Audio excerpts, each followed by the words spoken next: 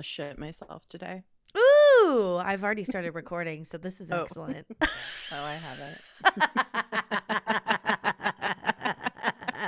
I should have just been like, go on. Yeah, no. Yeah. I'll say more about it, I guess. Okay. What's up, everybody? It's Erin. And Nicole, this is Dude That's Fucked Up. Oh, boy. Erin just dropped a bomb. Oh, I was like, we're just, shooting the shit. And I said, Yeah. oh, I almost shit myself today. As one does, Which, it's not even a story if you almost shit yourself. You know what I mean? Like, that nothing happened. That's like... That's true. It's like, there's a line and you definitely didn't cross it. I made it, Yeah. So I it's made like... it. Yeah. It's like, it was harrowing during that period, I bet. What happened? What are the deets? Were you out and about? I was out and about. Yeah, that's hard. I was at the local, lunch eatery outdoor area. I just needed to get out of the house, and me and Damien were there, and then, I was like, I don't feel very hungry. I don't know, what am I doing? Why? I just I was hot and uncomfortable, and then I was like, uh-oh, something's happening, and I grabbed all my stuff and we left very quickly, and the walk back is several blocks, and I was just like, oh no. Oh, hurry up. And it was I was a block away, and I was like, this is getting very, very serious. Yeah. And I had to I drove the stroller into the bathroom with me because I simply could not wait. No. And Damien's just like, the fuck is going on? Just trying to watch you, get out of, Yeah, it was. Oh my God. A very near thing. So wow, but you made it. What do you think the issue was? I'm not sure. I think I must have. I don't know. I was feeling kind of yucky the night before. I woke up in the middle of the night and was feeling kind of blah. Yeah. So maybe, I don't know. Who's to say? Maybe I ate something weird that just didn't agree with my tum. Yeah. I don't know. Or a little bug, a little germ. Yeah. A little. Maybe. Yeah. Because your kids are back in school now. Yeah. Everybody, Damien is a first timer, so it's great. Yeah. I took myself out to breakfast the other day. It was so nice. So nice. Cannot even begin to tell you how cool it felt. Nice. It was very much freedom. But yeah, I don't know, just trying to get back in the groove of everything is kind of tough, and Jack started kindergarten, and it's it's wild. That's wild. Just trying to get all that sorted, and I don't know, maybe I'm internally nervous or something about all that. Maybe it's a stress reaction. Oh yeah, there's a lot of change. A lot of change, a lot of transition, and so I'm not having my regular routine, and so that always messes me up. So for sure, yeah. At least I wasn't the person on that Delta flight that ruined everybody's flight. Oh my God. DJ texted that to me and Erin. Mm-hmm. And I immediately was like, no. And then Erin, okay, if you don't know, someone was on a flight from Chicago to Spain, St. Louis to Spain. Yeah, no, I think it was Atlanta to Spain, to Madrid or something, or Barcelona. Oh, okay. And they were and an hour into the flight. Yeah, an hour into the flight. Hadn't even left the, North United American States. Yeah. Airspace. Yeah, they were still in the middle of America, basically, and they had to divert back to Atlanta because somebody had diarrheaed all the way down the plane. Full on pools of diarrhea in the aisles. They didn't make it. I think they survived. They're alive. But I mean, barely. They're in hiding. Literally, I would go off the grid. Yeah, I'd quit my job. I'd dye my hair. I'd assume a new identity. Yeah, I'm Sasquatch now from moving forward. In this day and age, we don't even know who it is either. And I feel how is there not video and stuff? How have we not seen this incident unless it was like a red eye and people had already kind of like dozed off or whatever. But I mean, they shit the carpet. Like they literally had, so they landed back in Atlanta. They ripped up the carpet. They said allegedly. You said no. Well, I read more about it, and like the passengers. So they had all the passengers get off so that nobody like got sick. Yeah, and they did a full like deep cleaning of the plane and recarpeted it within 5 hours. Wow. Yeah. So by the time from the time they took off initially to rerouting and coming back, it was an 8-hour delay. Oh. So actually, not bad. Not bad. Like, I mean, not good, but like. And so all the passengers that were on the flight like got back on and they were like, honestly, it was cleaner than it was when we took off. I bet. Did diarrhea get back on the plane?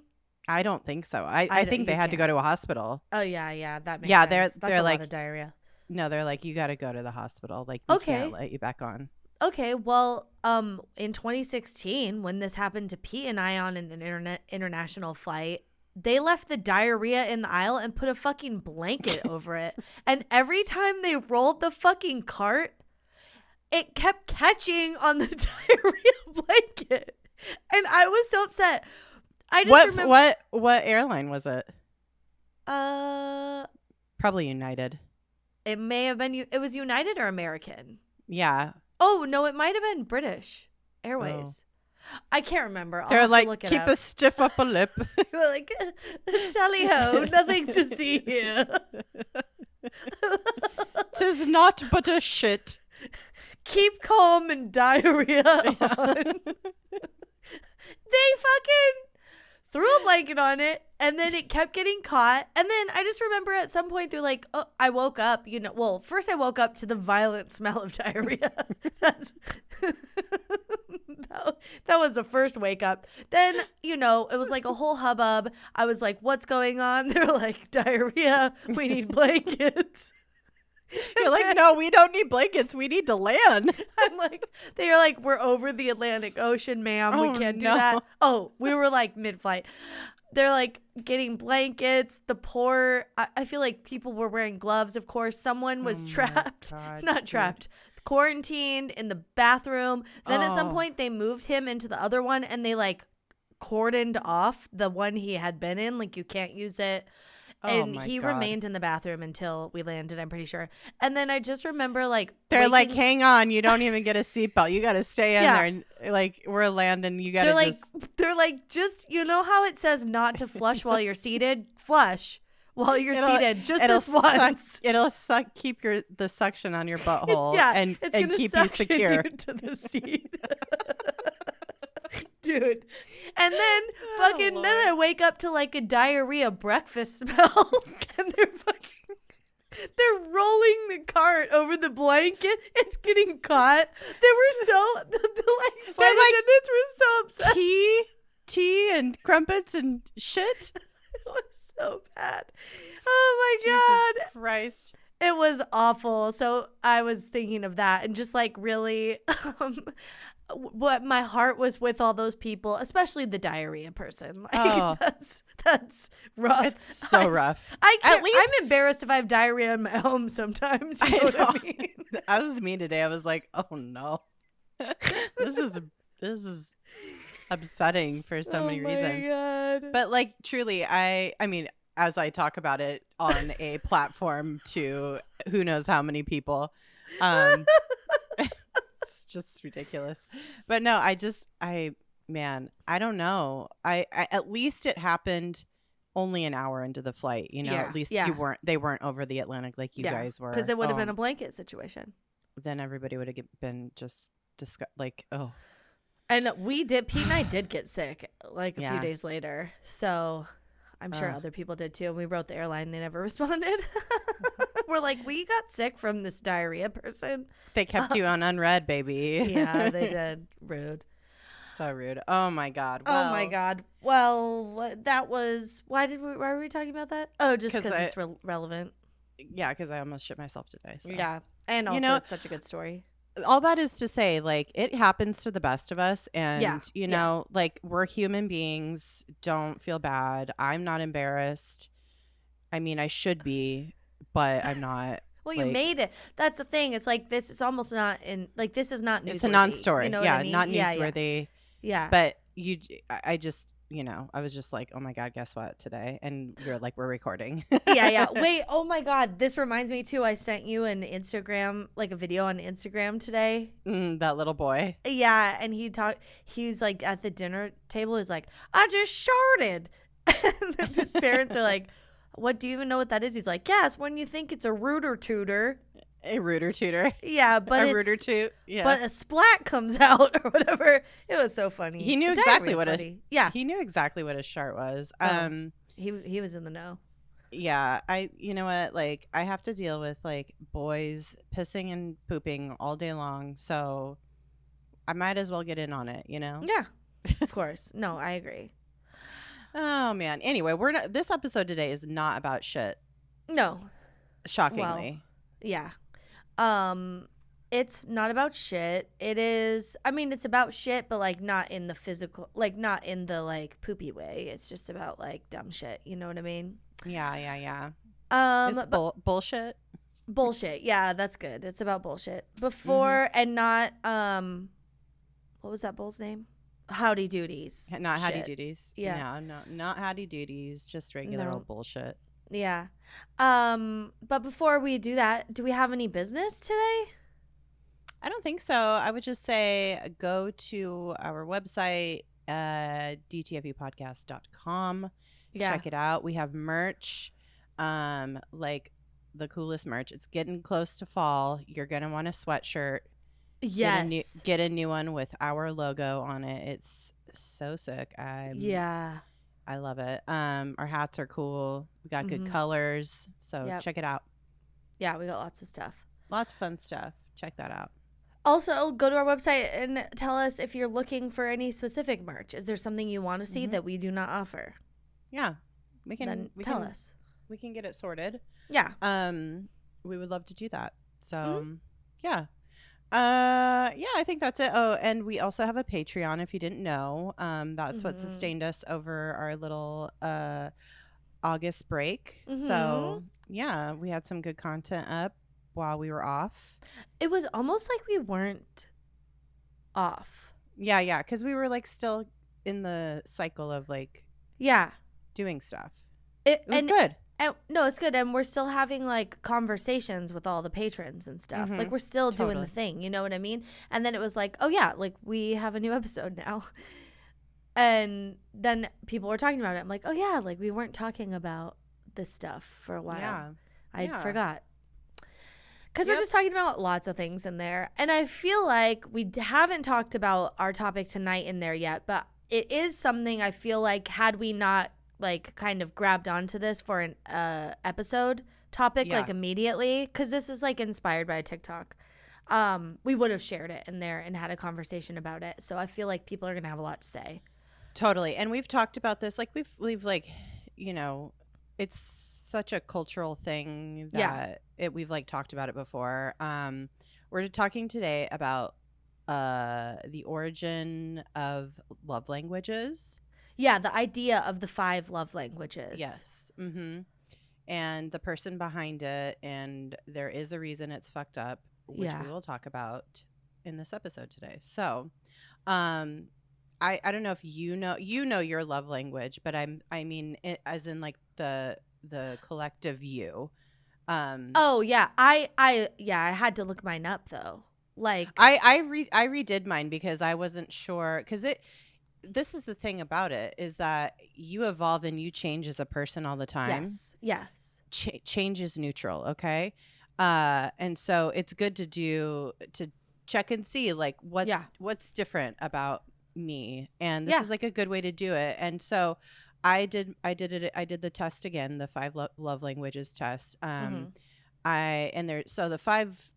5 areas, the 5 ways that you feel the most love are words of affirmation, quality time, acts of service, physical touch, and receiving gifts. And of those 5, you take this quiz and it'll tell you like what your primary like love language is, and then how everything else like kind of breaks down for you. Yeah. I now am words of affirmation by 37% words of affirmation. Quality time and acts of service are 20%. They're equally both 20%. Physical touch 13%, and receiving gifts 10%. Wow. Yeah. Was it different before? I think quality time used to be my number 1. And then acts of service, and then words of affirmation. I don't know why words of affirmation like bumped up all of a sudden. Maybe it's because like now with like, I don't know, like having kids, it's like I feel like I'm pouring myself into them a lot, and I'm very conscientious of how I talk to them. And I would like to receive some too, you know? Oh my God, that makes a lot of sense with how I netted out, because I'm my first one was acts of service. That's 27%. Then I'm equal parts words of affirmation, quality time, and gifts. Those are all 23%. Oh my gosh. Yeah, which is also very close to 27%. And then I'm 3% physical touch. I don't really care. Because you know what? It's not what I need right now. I'm affectionate. Pete and I hold hands and hug and kiss and stuff. Like we are always like having those little things. So it's not something where I feel deprived, I guess, or something like that. Do you know what I mean? Yes. And so acts of service for me, I think because I'm doing a lot of the caretaking in our home, and like and that's just kind of like what we've established for right now. And I mean like a lot of cooking and like grocery shopping and doing those sorts of things. Yeah.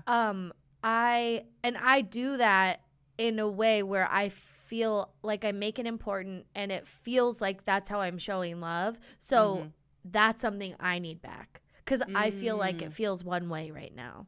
And Pete and I have talked about this. And so that's where like, yeah, you feel like you're putting in so much in this one area or this one way. And when you don't feel that back for whatever reason, it's like it throws things off. It's reciprocity.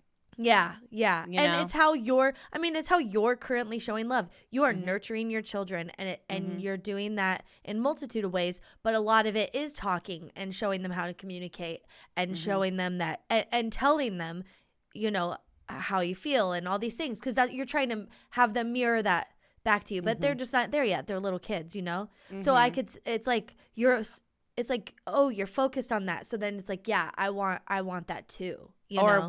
When they do, it's so special. It's so special. It like hits me like now, like Damien is like, he's able to say like, I love you, mommy. I love you, daddy. And when he says it, it's like, oh, or like Jack, he'll be like, mommy, you're the best, mommy. Like out of nowhere, you know, just because. And it's just like, oh, like he's, you know, like, so I want to hear that more from DJ, you know? Yeah. Totally. Yeah. So, yeah. I know. It's like it hits, and it's like all of my dopamine is like, you know, releasing. Yeah. So it's great. Yeah.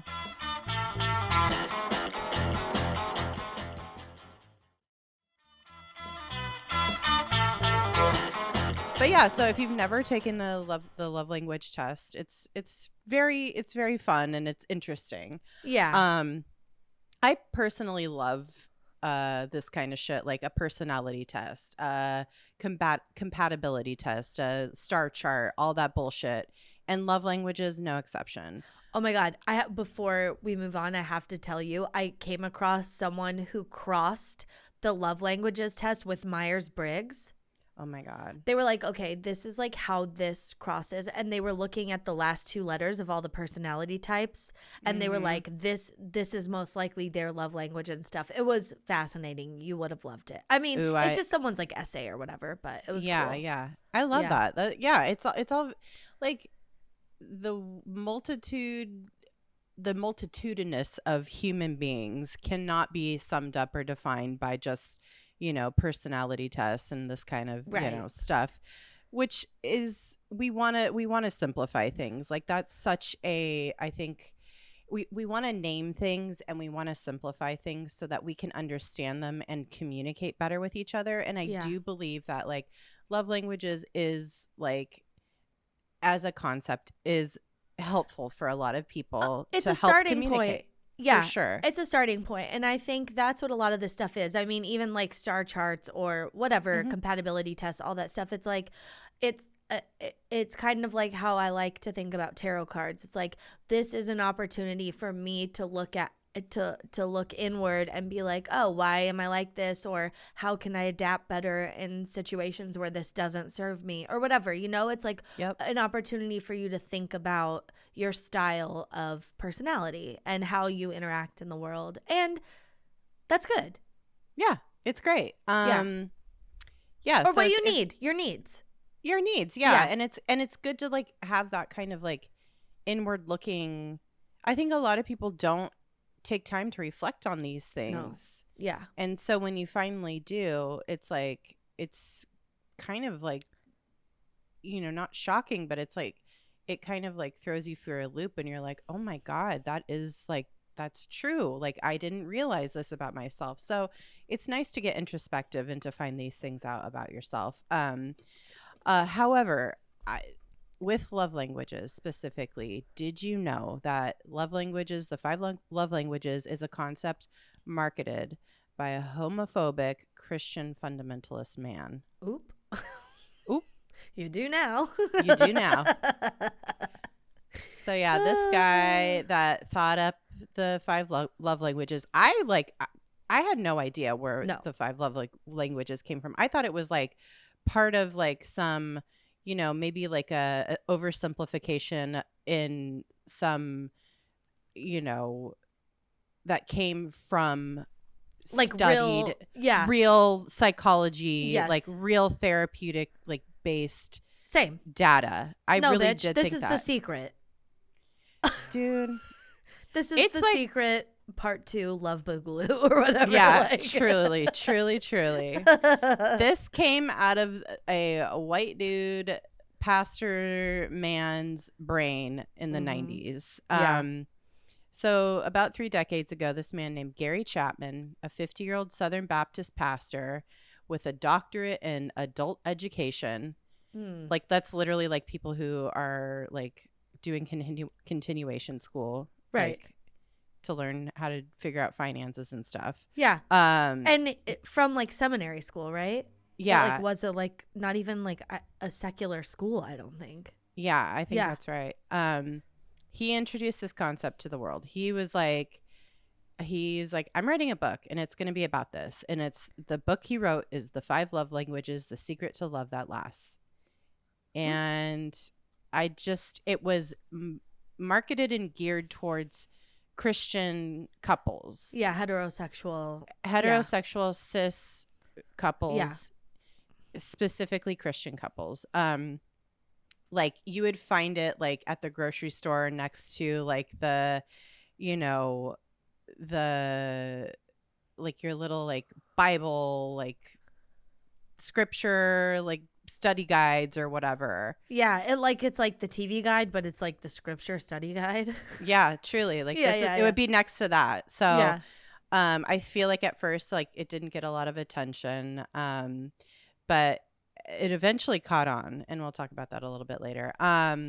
So his whole thing is like people have different ways of expressing love and understanding love that the way that it's like how it feels to them. And so this man, Dr. Chapman, I feel weird even calling him Dr. Chapman. I'm just going to call him Gary.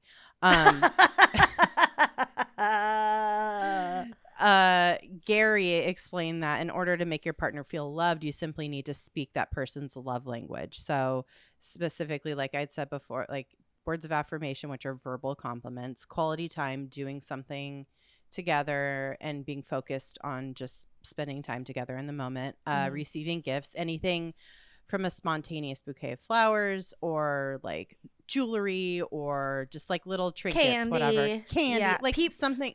Pete brought me C's candy the other day. I love that. Just on a whim. just was like, I wanted to do something nice for you, and he brought me little pumpkin spice candies. Isn't that so nice? I know. See, that is sweet, and he knows your love language, and yeah, like that's one of them. I just think one of the 4 that are pretty high indexing. Yeah, I just think it's just a nice gesture. Anyway. Yeah, it was nice. Yeah. Acts of service, which is helping your partner with chores or cooking a meal, and physical touch, which is like holding hands, kissing, sex, and whatever else, everything in between. So Gary argues that while each of these languages is enjoyed to some degree by all people, a person will usually speak one primary language. Speak as in, that's how they communicate their love and how they feel love from their partner. And so he argues that all 5 are important, but that they can be individually ranked, like we just shared our rankings of what our 5, like how it breaks down for us. And so there's a love language profile, like questions that you could do online, and figure that out. So he formed the basis of love languages on counseling sessions he had with couples at his church. So he's this pastor working at this church, and he kind of was just, that was like part of his job, is just talking to the people in his church and making sure his congregation's okay. But the first thing you got to know about this guy is that he does not have a degree in psychology, nor is he a licensed therapist of any kind. So, yeah. Isn't that true of most like religious, I don't know what you would call leaders, I guess, like pastors and priests and stuff. Like they do marriage counseling. Like that's part of their like business, I guess, but they're not licensed in it. And in some cases, they're not married either. So it's kind of weird that they would be even giving advice to people. And it's all based on scripture, right, right. So, this is all just very like, what? Yeah. So, this again, like, as I said before, his degree in adult education is where he honed his skills. Like interacting with like his classes that he would teach, and then doing the work of the pastor at his church. This is like, it was all very anecdotal. It was all very like, him just being a dude talking to his people. And that is how he figured this out, which is important and good in a lot of ways. It's accessible, and it's like, the way it's broken down is very makes sense. It really does. But still, I don't know. And in his own words, he said, quote, "I really got pushed into counseling. It was not even in my job description when I became a pastor." It's giving chiropractor. Oh, it's sorry. That's why I'm calling him Gary, okay? It's very, we would rather die than ask a woman what they want and need from their partners. Yeah, because really, isn't that what this is? It's like, how else does your pastor become your marriage counselor unless you're like complaining to them about your wife being unhappy or whatever, or the wife's like, I don't know, I'm just like really depressed. And it's like, oh, why? It's like, well, I'm alone all day, and then I'm expected to do all this shit. Yeah.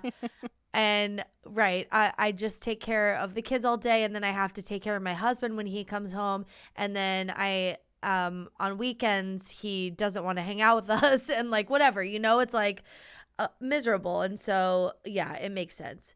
Okay, I want to add to this too. There's a New York Times article from I think a couple years ago, and it's just about the foundation of this and kind of the origin of this idea. But Gary was like speaking with these couples and advising them as a pastor in their church. But also at the same time, he was a married man and he was starting to have some trouble in paradise. And so he was kind of like mapping and seeing themes, you know, of like what's going on. And so this is pulled directly from this New York Times articles, and I'll link it in the notes. Okay, it says, as he was helping couples in his professional life, his own marriage was difficult, Dr. Chapman said. He and Miss Chapman would get into heated arguments over small things. Miss Chapman, for example, never closed drawers and cabinet doors, which bugged him. And Miss Chapman expected him to do his fair share of chores around the house, which Dr. Chapman did not do. And then the next part is, we knew nothing about resolving conflict, he said. Or he added. Then he goes on, I would tell her how nice she looked, how much I appreciated everything she did, and I would tell her over and over, I love you, I love you, I love you, he said. But one night she said to me, you keep saying I love you, but if you love me, why don't you help me? If this isn't everything that's wrong with like the institution of marriage and just like how things have gotten to where they are today, I just don't know what is. Like it's like so much to unpack, like where he just is annoyed that she leaves the drawer open, running around the kitchen trying to like fucking get shit done in a timely fashion, like a drawer's open. Okay, that's not a big complaint. And on the other hand, she's like, I need help. That's my complaint. And he's like, I tell you I love you. Yeah. I think like the 5 love languages is like a bit lazy, and it is a bit I mean, it's helpful. It is very helpful. Don't get me wrong. It is like such a, like you were saying, a good jumping off point, but it also is like a way for people to kind of skip over like the root of whatever, you know, the root of any like conflict or whatever. And it's just like, well, you leave doors and stuff and drawers and cabinet doors open. And she's like literally what? Like, this is like what are like, and it's obviously like he's like just saying whatever he can, right? And she's like, I'm ready to file for fucking divorce because you, and I don't know how to talk to you because you're just like, but I love you so much, and like gaslighting her into thinking like, I don't know.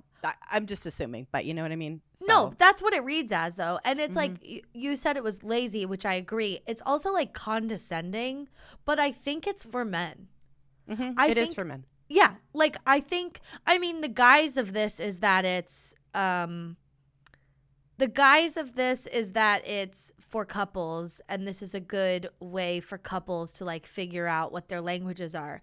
But honestly, this is just like for men to figure out how to start being a good partner. Like, you can't just be like, I love you, and that's enough. Like, you have to show them you love them. You have to do things that are thoughtful, which is gifts. Like, these are all different things to me. Yeah, they're all different things, but they're very much, the root of everything is love and respect. And respect for your partner, like, is all encompassing. And like, if you don't have any kind of emotional intelligence, then you won't know how to. And I think that, and it's fair and it's good because it is like that thing of like, what you don't know, If you've never been raised to like express emotions, if you know you were raised in a very toxic household, or just in a household where like any kind of affection was like not given or whatever, and so being able to like access these ideas in just this very simple way is very helpful, I think, for married people. But it's just a stepping stone. It is not based in any kind of you know, clinical anything. So it's anecdotal. It's anecdotal. This is all based on anecdotal. This man wrote a whole ass book based on anecdotal information, and we will see how that's very problematic. It's a fucking more boring Cosmopolitan quiz. Do you know what I mean? It's like, but there's a whole ass book for it. Yeah. Yeah. So he he writes this book. He publishes it in 1992, and he was first using like a Christian publishing house or like a Christian imprint or religious imprint of a regular publishing house. And he dedicated this book to like the couples in his church that he's helped, and it sold like 8,400 copies. I don't think that's great, but also like maybe for that kind of book at that time, like maybe it was okay. Because also, it was like niche, It was niche, yeah. And like religious books don't really get a lot of attention, I feel like, because they already got one. And then and that's what your pastor's supposed to be doing, right? Yeah, exactly. Like he's like, I feel like, should we have more books? Isn't the one really important? Yeah. Maybe we should focus there. But over the years, it keeps gaining momentum. And I do think it is because it's like a quick, like you were saying, it's like, oh, this is like an easy concept for me to understand. And it's a good jumping off point. And I can have a conversation. I can use this as a way to figure out what my quote unquote love language is. And we could start to have a conversation about how we better communicate with each other. That's great. So, it picks up momentum. It starts to sell a lot of copies. I think by now they've sold like 20 million copies. And that's like, in digital, print, whatever. And I think in the early to mid 2000s, they moved from the religious imprint to like a secular publishing house. And they started other iterations of the book because they were like, this works. How do we like repackage it for people for marketing? It's the same content, but we want to make it appeal to like other groups of people to see if they're into it. So then they came out with 5 love languages for men. Because if you say it's for men, they're more apt to do it. Like it's like fucking lotion for men. It's like they won't use regular lotion. Vitamins, yeah. Vitamins, yeah. It's like, God forbid they use a regular, ladies lotion. What if this is a mistake? It's like, put for men on it and make it smell like pine. Yeah, if I put this lotion, if I put this Lubriderm on me, am I going to be like less of a man? Right. No, I must buy this Axe lotion for men or whatever. This dirt scented lotion. Yeah, Nivea for men or whatever. It's like the same fucking lotion. Now with sandpaper, like oh my God, now with talc for your balls or whatever. Yeah. Okay, so 5 love languages for men. They have the 5 love languages for children, for the workplace, for the military. But I don't want anybody having a love language in a workplace, okay? Fuck off. Maybe it's just 5 languages in that case, but yeah, that's hopefully they're not. That is creepy. Yeah. No physical touch, please. Yeah, no physical touch. Ew, but it's like pound it out. Secret handshakes. Yeah. A sweaty handshake with your weird boss or whatever. Yeah. Gross. I know. But they don't, I'm pretty sure, I don't, this is like as of a couple of years ago, but I'm pretty sure they still don't have a love languages for women, or languages for women. And there's of course nothing for the gals and there's nothing for the gays. No. And for the that's on girls purpose. And the gays. No. Yeah. Because this man is, like we said, a fundamentalist Christian, and he's got some strong feelings.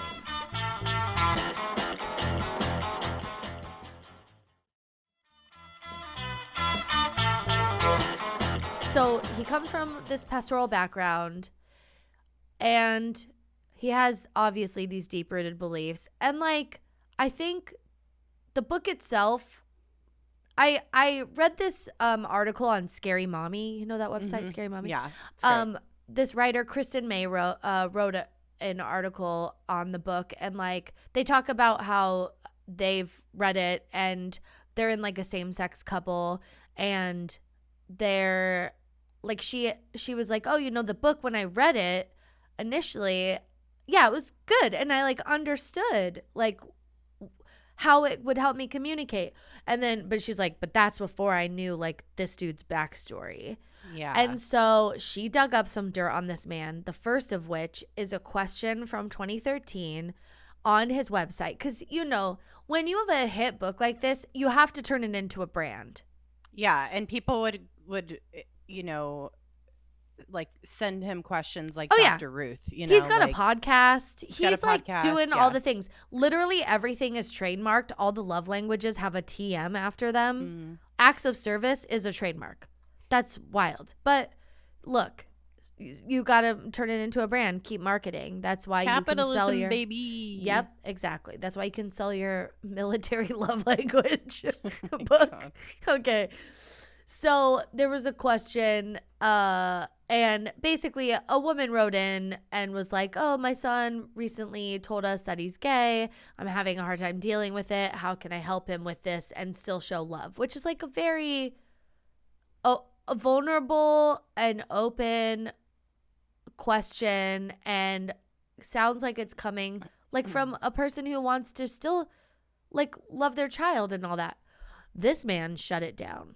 Like, content warning. He was rude. Like, he was trying to be nice, but it's fucking rude. Okay. This is his response to that question. Disappointment is a common emotion when a parent hears one of their children indicate that she is gay. Men and women are made for each other. It is God's design. Anything other than that is outside of the primary design of God. Now, I'm not going to try to explain all the ins and outs of homosexuality, but he could never. I'm sorry, sir. This man, he's like on par with Mike Pence, in my opinion. Like, also now I'm not going to try and explain all the ins and outs of homosexuality. Sounds like, well, I know the answer. Do you? Yeah, what is it? Yeah. You say it first, and then it's like, so condescending. Yeah. It's so condescending, and also you don't know anything, sir. Yeah. Okay, so he goes on to say, but what I will say is this: we love our children no matter what. Express your disappointment and or your lack of understanding, but make it clear that you love them and you will continue to love them no matter what. I would also encourage you to ask your child to do some serious reading and or talk to a counselor to try to understand him/herself better while continuing to affirm your love. It's such bad advice. It's a fucking stink bomb of advice. Your disappointment. Express your disappointment. Excuse me. And then also, like, you know, this man, I mean, I don't know this for a fact, but I'm assuming conversion therapy. This has conversion therapy fucking stink all over it. Yeah. Ask your child to do some serious reading and or talk to a counselor to try to understand themselves. That is like, that's go talk to someone so they can convert you.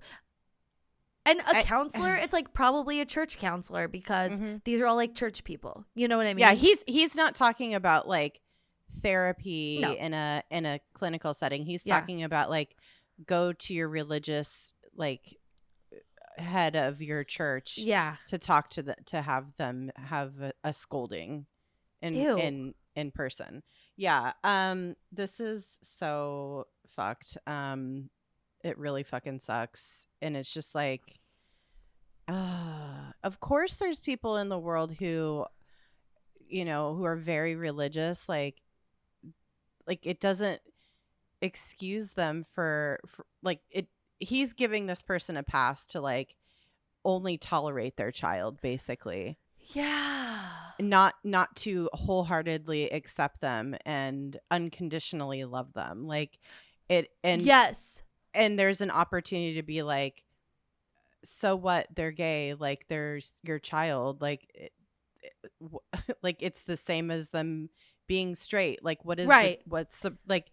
That's on you, mom, to figure out what it is in your life that makes you have such a hard time accepting this. Totally. Like, your child has come to you. They're safe. They're caretaker. They're person, and the amount of courage it takes for a kid to do that, especially in a religious household, is intense. So dude, don't make it harder on them. Like, bitch, like. Oh, dude, I know. And that's a good point that this writer brought up too. Like, that was kind of the whole like summary of this article and this man's approach to like homosexuality and the advice he gives to parents.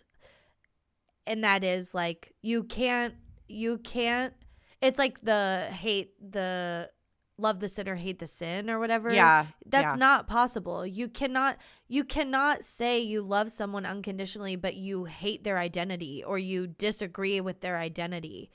That's who they are at the crux. This is something that Gary said. Okay. It's like on his website. It's on his website, yeah. I'm just going to read a little part of one of the excerpts she pulled. We simply don't know why some people have quote unquote same-sex attraction. So what's a Christian parent to do? The example of Jesus would lead us to spend time with them, communicate with them, and demonstrate love for them, even though we do not approve of their lifestyle, which is saying the same thing as we were just saying. It's like love the sinner, hate the sin type thing. And again, Kristen points out, like, how do you, like, when you use the language specifically of demonstrating love, that is not loving. No. It is demonstrating. Mimicking. Is mimicking. It is like, it is like seeing what you're supposed to do and going through motions and not full, wholeheartedly loving your child. Totally. So like, I just loved and was so, I'll put this in the notes too, this article, but it was such a good like call out of that. And the kind of like fake bullshit that you see a lot in religious communities when someone's quote unquote other, or, like, it's like, and this is all the slippery slope, it's just like, it's allowing the by saying this or giving this as like quote unquote advice to people who are in these like, who are in these religious communities, like to say like, it's unacceptable, but they are your child. So do X, Y, and Z, but still put that wall up of being, of rejecting their. And so if you cannot accept the whole person and everything about them, then then you're not actually accepting them. And it's just for you. It's like letting the person off the hook. It's like, if you want to feel good, make sure you what was the word they use? Make sure that you let them know you're disappointed. Express your disappointment. Why? It has nothing to do with you. Yeah. It's so like, this type of stuff is just so fucking toxic. It's just like insidious, it'll never amount to actual love and kindness. No. Yeah. And or respect of the person that they so much claim to love unconditionally. So shit pisses me off. Sorry. I know. Hopefully the woman who wrote with the question didn't listen to this advice and has listened to their child. Has listened to their child and just gone the route of accepting and fucking off with religion. Okay, or whatever their religious mentors are telling them. Okay, there's other criticism too, which comes from people who actually know what they're talking about. So like when it comes to like psychology and stuff, so that's pretty interesting. But Dr. Julie Gottman, she has a doctorate of psychology. She has a master's in education. She has a bachelor's in psychology, just to let you know where she's coming from. Okay. Like, this woman has the receipts. She's got the degrees to talk about this shit. Okay. And her husband, he's also a doctor, Dr. John Gottman. They run the Gottman Institute in Seattle, and that's an organization dedicated to strengthening relationships through research-based products and programs. This is like actual couples therapy, family therapy, like any sort of relationship counseling. This is like the real deal. And she's been super vocal about her criticism of Chapman. And she made sure to note in this New York Times article through an interview that she did with them that his work is, quote, entirely based on anecdotal observations of the couples who turned to him for help, and to date, scientific evidence to support his work remains sparse. Yeah. What a nice way to be like, this man's full of shit. He basically just made all this stuff up and has no scientific evidence to prove that these languages exist. I mean, or the way that he's talking about them is helpful. Like, he has no evidence. No. And it's like, again, like, I will say that in its simplest form, yes, it is like a fine thing to observe your own, to be introspective, observe your own thoughts and feelings, and then to also be able to recognize those feelings in your partner and how to communicate with them. This is a great jumping off point, but there is no, like, it's all anecdotal. So like all the examples that he has been pulling from, it's all flawed because, you know, it's just like, I don't know. It's all just like packaged in these like little boxes that are just so like broad, I guess. I don't know. It's so like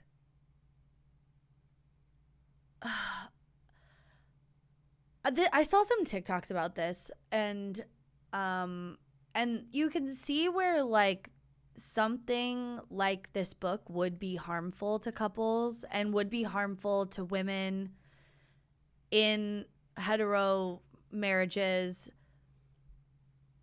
that are looking for some kind of autonomy and not finding it. I don't know what I'm exactly trying to say, but anyway, there are these TikToks that I watched today, and I think the woman that I like shared with you initially is talking about it a little bit, or maybe I saw a different one she did, but these are like licensed therapists, or they say they are, but they talk, one was talking today about how the touch, like physical touch, touch, how it helps. It has been used to help in marriage counseling, like coercion in the bedroom, like to have sex with your partner, in a bad way, like where women, if their husband, like, well, that's your husband's love language.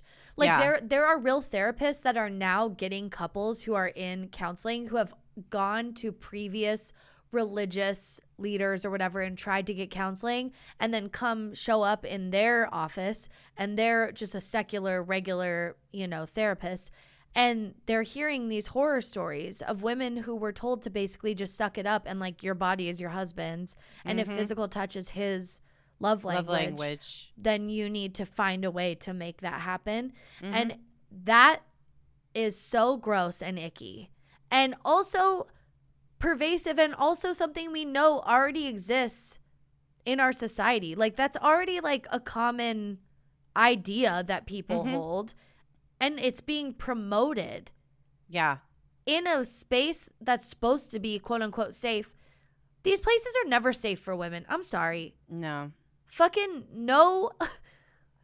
I feel like no churches are safe for women, and that's probably like way too broad of a statement, but it just is never built for them, and it never was, and women aren't in charge, and like, these places protect men at most costs, you know what I mean?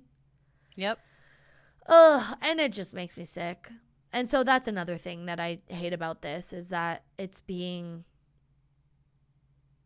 weaponized. It's being weaponized for sure, and is being used to make people feel like this is the way to get my partner to love me and respect me by showing them this, or like buying them gifts or doing whatever, know, like it's just like, it is so, it's just like too simple to be a actual real tool of, making your life and your relationship with your partner better. It's a good jumping off place to try to understand. But like, if you're in a relationship with somebody and they're your partner, like, you should already know these things about them. You should already know you should already be having conversations, and like, and if you can't and you don't, that's a problem, Yeah. And that in and of itself is like,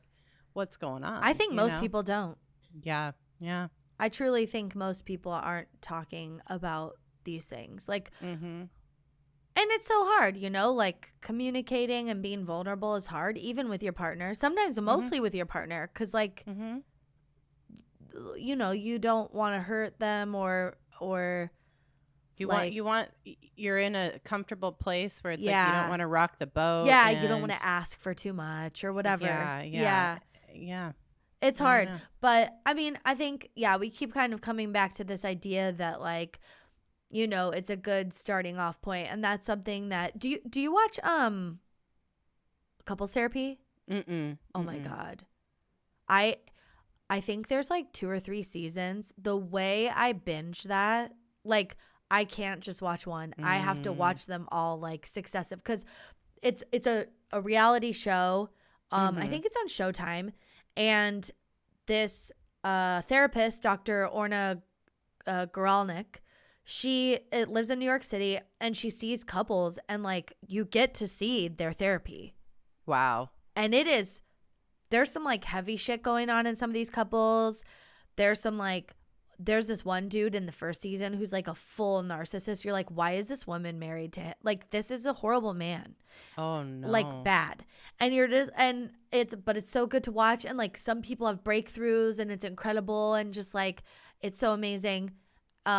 Anyway, watch the show. It's so good. But Orna, she says that the 5 love languages is a MacGuffin, call back to last week, which is like, I thought it was fun that she used that term. But again, it's like an impetus for conversation.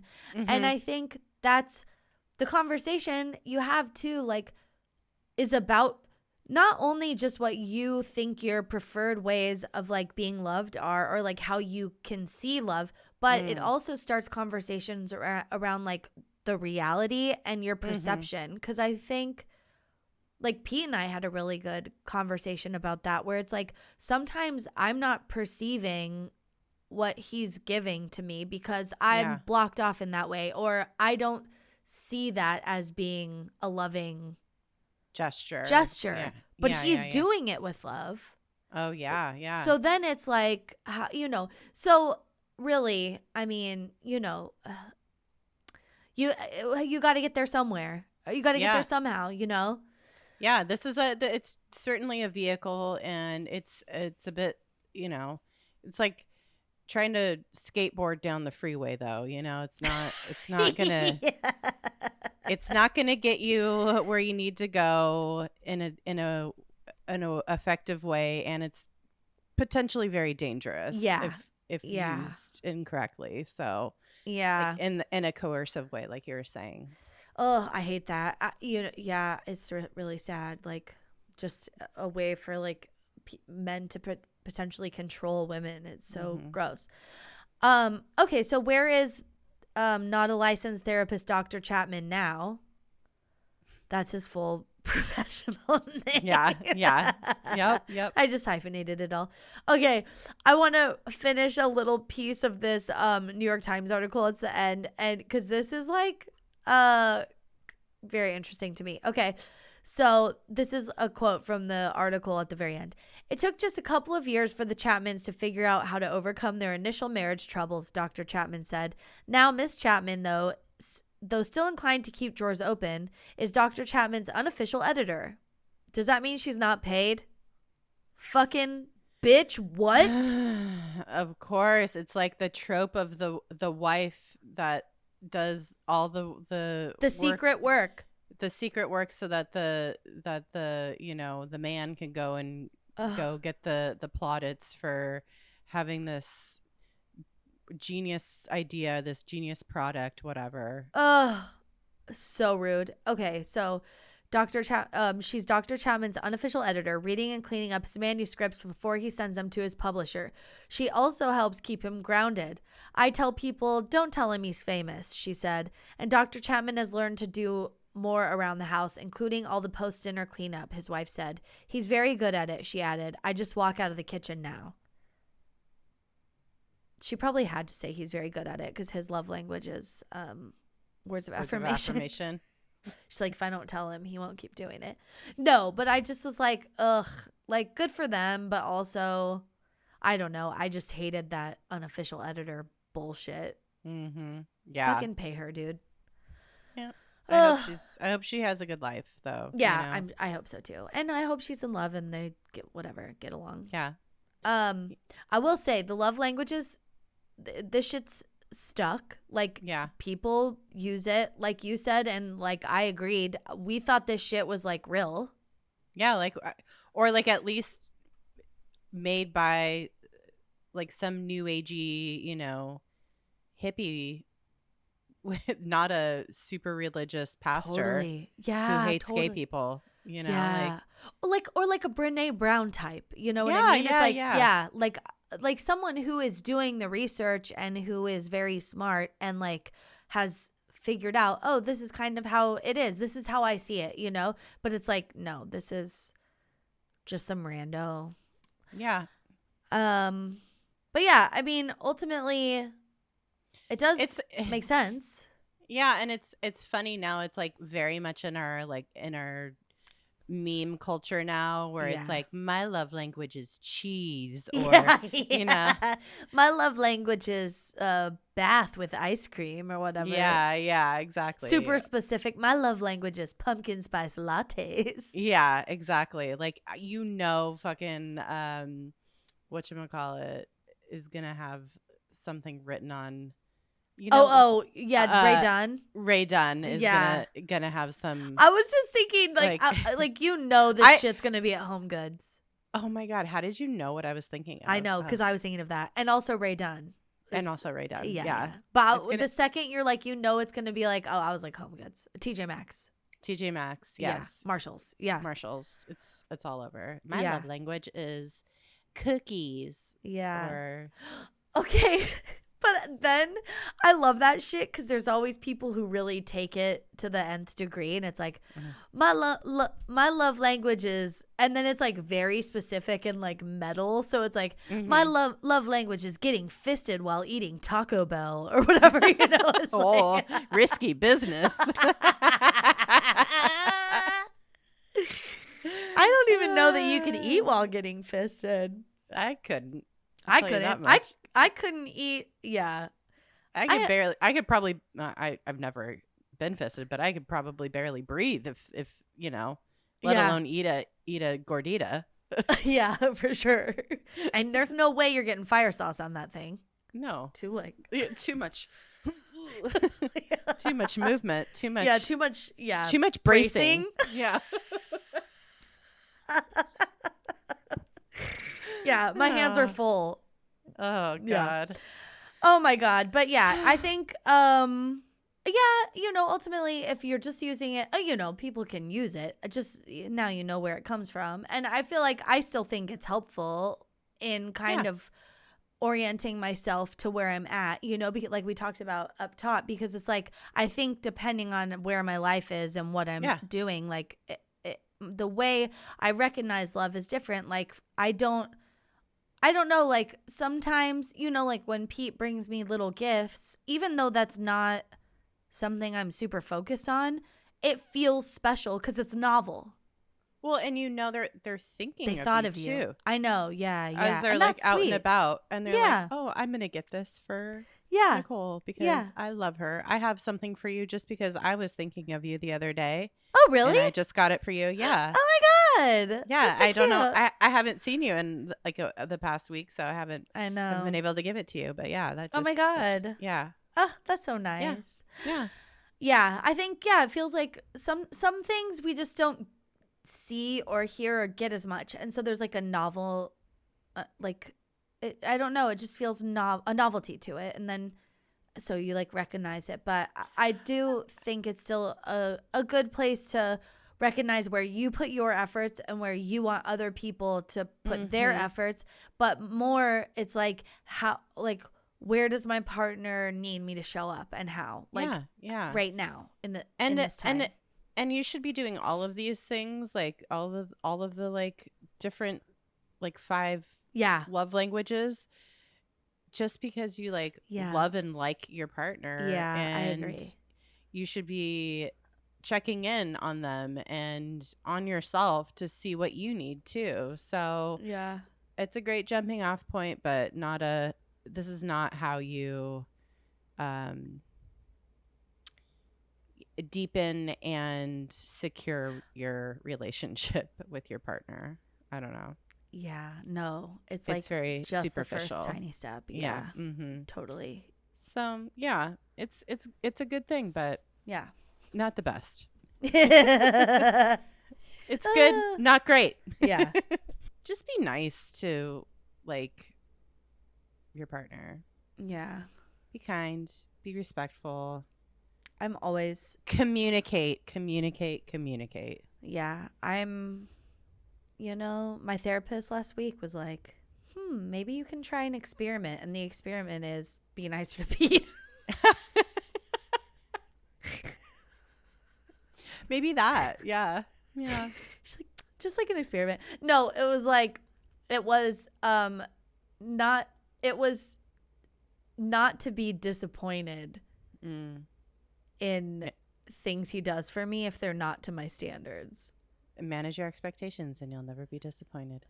I know, but when this bitch comes, when he's like, I'm like, can you go get me a lime liquid death? And he's like, oh yeah, I'll go get you a liquid death. And I'm like, okay. And he comes back and it's a regular one. And I go, you didn't get me a lime? He's like, oh, did they have lime? I'm like, I asked for lime. I don't know. You tell me. You were the one that went to the store. Did they not have it? I don't know. Okay. Bitch, exactly. But then my therapist's like, well, I mean, was it a big deal? And I'm like, well, I just don't understand not getting what I want. Like, if he asked me for that, I would get it for him. And if I went and they didn't have it, I'd come back and say, I'm sorry, they didn't have it, but I got you this. I think it was weird. I think the sixth love language is paying fucking attention. Like listening. Active listening. Yeah, listening. Active listening. That's my number one. Authentic listening. Authentically. Yeah. Hearing you. Yeah. Yeah. Like if we took a test and that was one of them, that's my number one. All the other ones are like 1%. I don't care about any of the other stuff. Straight to the top. That's right. But also, I don't need to be such a goddamn bitch. You know what I mean? I don't need to crush his soul if he didn't give me the right water. You know what I mean? Yeah, that's true. Not that I do. I didn't even think I did, but maybe to him you did. Yeah. So hurt his heart. Yeah. Go apologize right now. I already have. I've been better. I've been trying to be more like, oh. What an interesting choice. What an interesting choice of the thing that I didn't want.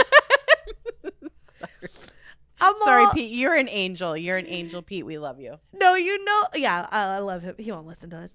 When I was telling my therapist, she's all, oh, maybe like I have an experiment for you. First, of course, I opened my notebook and she goes, oh my God, I can hear your notebook pages opening. And I'm like, yeah, bitch, star student. Then I'm like writing and she's like, okay, so I want you to try this experiment. Like just maybe try to like, not react as big with like disappointment and like just be more neutral. Mm-hmm. Let it roll. If it's not something, because then my first question was like, what if it's an important thing? And she's like, well, don't like sacrifice yourself in any way, Yeah, you don't need to be a martyr. Yeah, she's like, I'm not saying like, if it's important, of course you should ask questions and push or whatever. But like, if it's a thing you can let go, try letting that slide. And just saying thank you and see if his behavior starts to change. I was like, all right, I'll do it. Whatever you say, Doc. Yeah. You're the doctor. I don't know that I've done a good job so far, but I'm aware. You're aware. You're working on it. Yeah. That's all you can do. Yeah. Well. Isn't Pete lucky?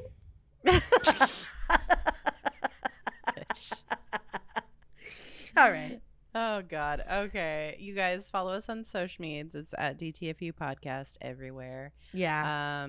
And, like, be cool. Be cool, yeah. Be cool. Be nice. Be nice. Be excellent to yourselves. And each other. Always. Yeah. And that's it. Yeah. Bye-bye. Bye-bye. You know I'm skateboarding on a freeway.